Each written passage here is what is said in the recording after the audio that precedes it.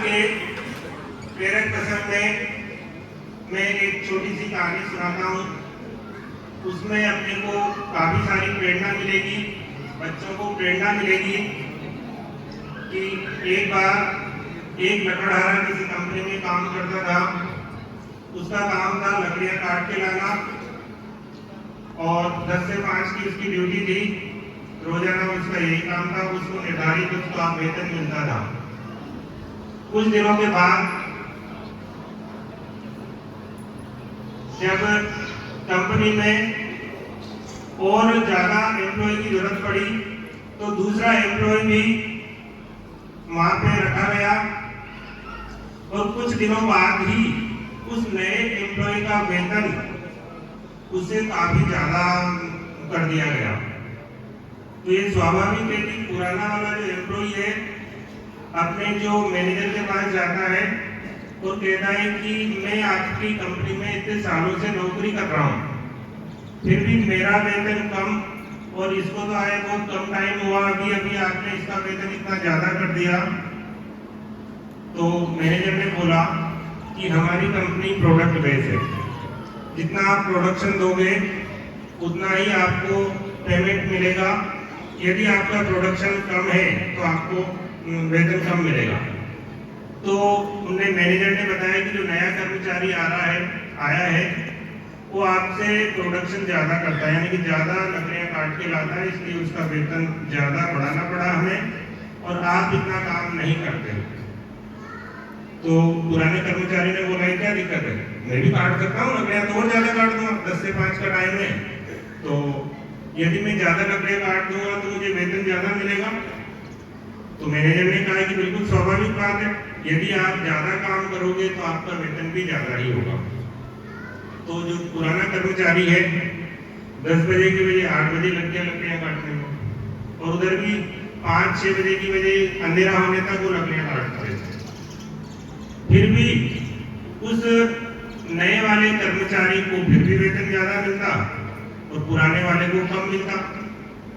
तो फिर वापस अपने मैनेजर के पास जाता कि देखिए आपने कहा कि काम ज्यादा करना, लकड़ियां ज्यादा काटना, तो मैं देखो 8 बजे आ जाता हूँ आपके सामने, बिल्कुल खाना भी टिफिन लेकर आता हूँ, जल्दी उठता हूँ और रात को भी इतनी देर तक काम करता रहता हूँ, अब तो ज्यादा होना चाहिए ना मेरा वेतन।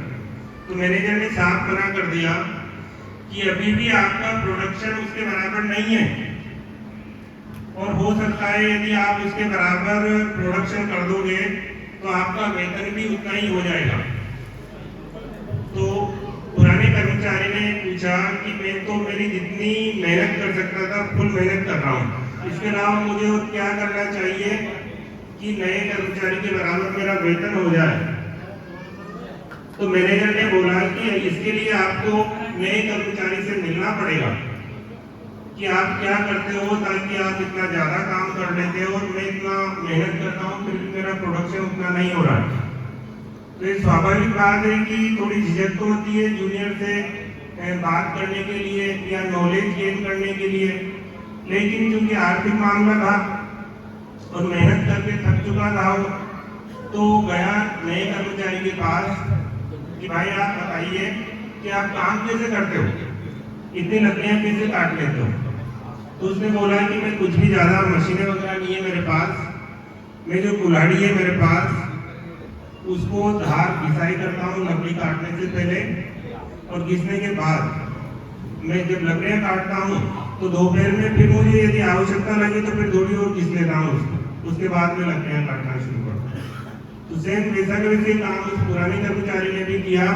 तो देखता है कि उसका प्रोडक्शन नए कर्मचारी के बराबर पहुंच जाता है कम टाइम में। तो प्यारे साथियों सेम ऐसा कैसे अपने साथ होता है, अपन जब नई टेक्नोलॉजी आती है उसको अडॉप्ट करने में हिचकते हैं, जबकि अपना प्रोडक्शन है या अपनी जो पर्सनैलिटी का डेवलपमेंट है वो जब ही हो पाएगा जब अपन नई टेक्नोलॉजी या जो नए अपने साथी आ रहे हैं, टीचर्स आ रहे हैं, उनका क्या नॉलेज है उनको यदि अपन आपस में शेयर करेंगे तो अपन काफी आगे पहुंच सकते हैं। इसके लिए एक छोटा सा उदाहरण ले सकते हैं कि यदि आपके पास 1 रुपया है और मेरे पास भी 1 रुपया है, अपन दोनों ने आपस में चेंज किया तो दोनों के पास 1-1 रुपया ही रहेगा। लेकिन अपने पास एक विचार है, अपन ने सामने वालों को एक विचार दिया, उसका नया विचार अपन ने ग्रहण किया, तो दोनों के पास दो दो नए विचार हो जाएंगे। तो सेम अगर ये टेक्निक ली अपन ने बिना झिझक के दूसरे से नॉलेज गेन किया तो अपन काफी आगे बढ़ सकते हैं। और इसी क्रम में कल मैंने आपको YouTube के बारे में बताया था। जहाँ तक मैं सोचता हूँ YouTube चैनल आपने जो मैंने नाम बताया था उसके हिसाब से आपने देखा भी होगा। और जहाँ तक मैं सोचता हूँ कि यदि आप इंटरेस्टेड रहे होंगे कि मुझे नया नॉलेज गेन करना है तो सब्सक्राइब भी किया होगा। पर मैंने देखा उसमें मुझे लगता है कि आधे ही संवादी उसमें इंटरेस्टेड रहे। मुझे कोई मालूम पड़ जाता है कि किस चीज ने सब्सक्राइब किया है। अब आपको कोई पाबंदी तो नहीं कर सकता है, लेकिन आपके इंटरेस्ट वाली बात है। उसमें मैंने आपको बताया था कि प्रार्थना सत्र के लिए